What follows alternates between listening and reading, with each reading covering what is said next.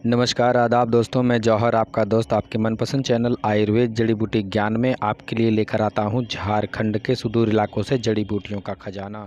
दोस्तों, आज मैं आपके समक्ष लेकर आया हूं एक बहुत ही खूबसूरत पौधा जिसका नाम जलधनिया है। संस्कृत में इसे कांडीर कहते हैं, सुकांडक भी कहा जाता है। हिंदी में देव कांडीर या जलधनिया तथा बंगाली में पोदिका एवं नेपाली में नागकोरे, बिहार में इसे पालिका के नाम से भी जानते हैं।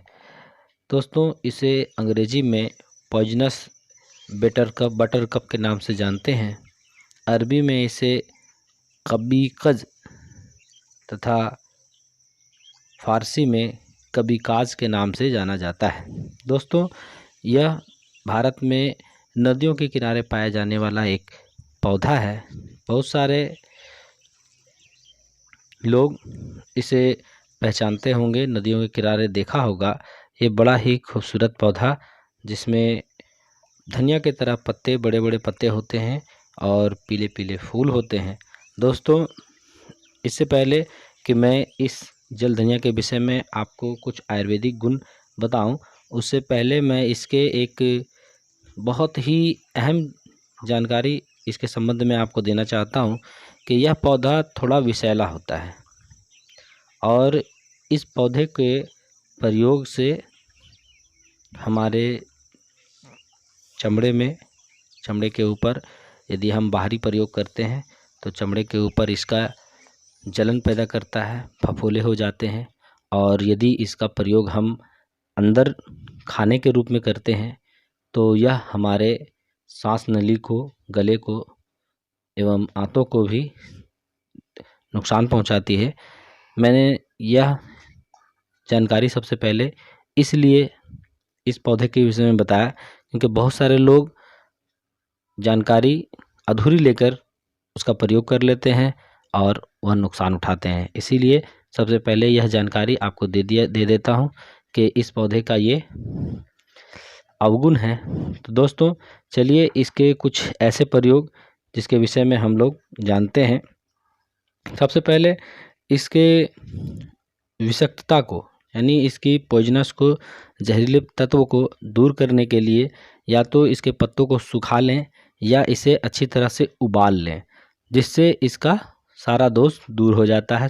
इसके पत्तों को सुखाने मात्र से एवं इसके पत्तों को सिर्फ उबालने से इसके जो जहरीले तत्व होते हैं, जो हमारे शरीर में जलन पैदा करते हैं, रैशेस पैदा करते हैं, फफोले पैदा करते हैं, हो जाते हैं चमड़े पे, वो सब दूर हो जाता है, इसका दोष दूर हो जाता है। इस सबसे पहले इसका मैं एक प्रयोग बताना चाहता हूँ। जिनका बाल उड़ गया हो, सर में गंज हो गई हो, तो यह इनके पत्रों को क्वाथ बनाकर सिर को यदि धोते हैं तो इनके सर में जो बाल जिनका उड़ गया हो या इंद्रलुप्त जिसे कहते हैं, चांदिल हो जाना, बालों का सर के ऊपर कम हो जाना एवं खलित तथा पलित रोगों में भी यह लाभ करता है।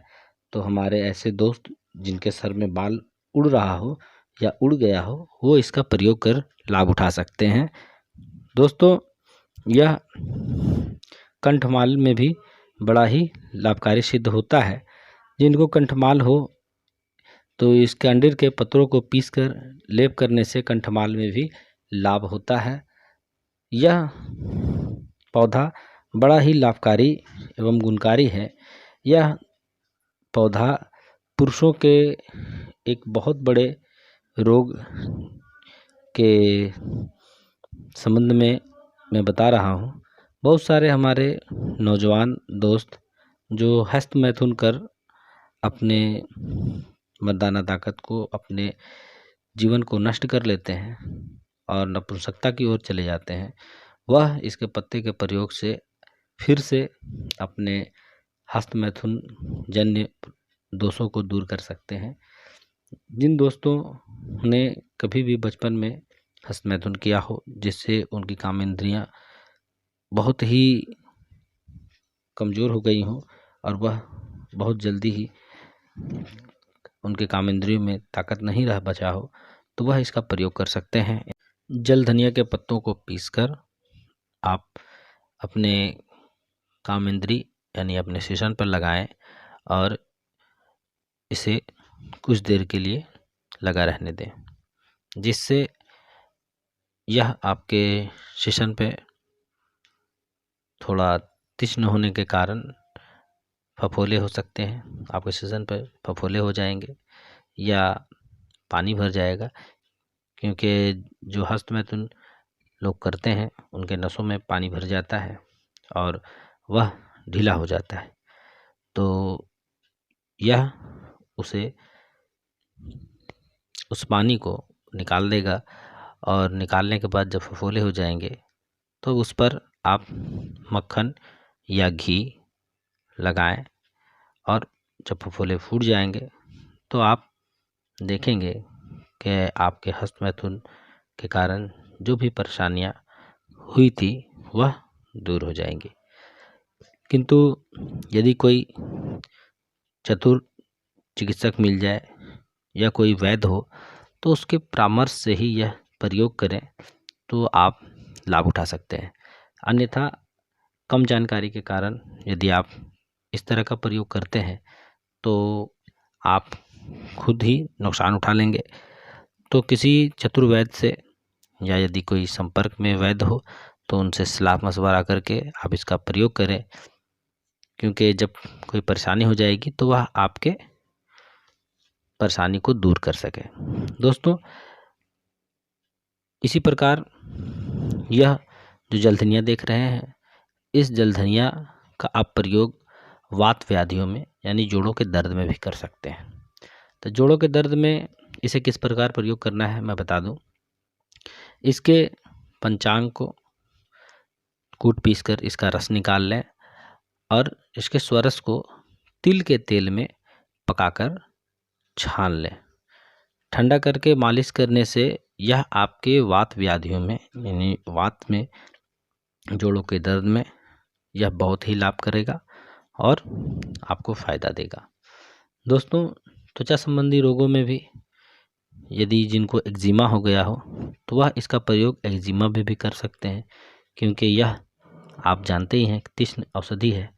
तो यह आपके जहाँ चमड़े में एक्जिमा हो गया हो, पामा छाजन हो गया हो, तो उसमें आप इसका जब प्रयोग करेंगे तो वह वहाँ पर मौजूद जो भी कीटाणु होंगे उसे मार देगा और उस स्थान पर थोड़े जख्म हो सकते हैं, फफोले उठ सकते हैं, मगर वह आपके त्वचा को ठीक कर देगा। यदि फफोले हों और यदि यह आप प्रयोग करते वक्त किसी भी तरह से आपके शरीर में या आपके चमड़े में लग जाए तो आप वहाँ मक्खन लगा दें या घी लगाएं, जिससे इसके दुष्प्रभाव आपके शरीर से दूर हो जाएंगे। दोस्तों, इसका प्रयोग पंचांग में कर सकते हैं। पत्र, मूल, कांड तथा इसके बीज का प्रयोग हो सकता है और इसकी मात्रा 1 से 3 ग्राम है। यदि कोई चतुर चिकित्सक मिल जाए तो आप उनके परामर्श से ही इसका प्रयोग कर सकते हैं। दोस्तों,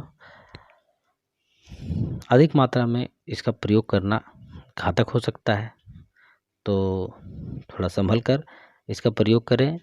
यह सर्वत्र पाया जाने वाला पौधा है, अधिकतर आपको नदियों के किनारे मिल जाएगा। आप इसे देखेंगे, बड़ा ही मनोरम और खूबसूरत पौधा होता है। इसी प्रकार की बहुत सारी आयुर्वेदिक औषधियों की जानकारी के साथ आपके समक्ष अपने चैनल के माध्यम से, आयुर्वेद जड़ी बूटी ज्ञान के माध्यम से आता रहूँगा।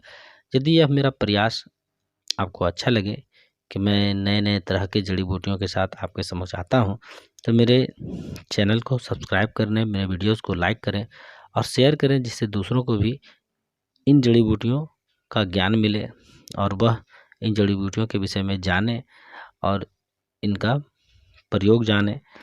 तो इसी प्रकार के बहुत सारी जड़ी बूटियों के साथ आपके समक्ष आता रहूँगा। धन्यवाद।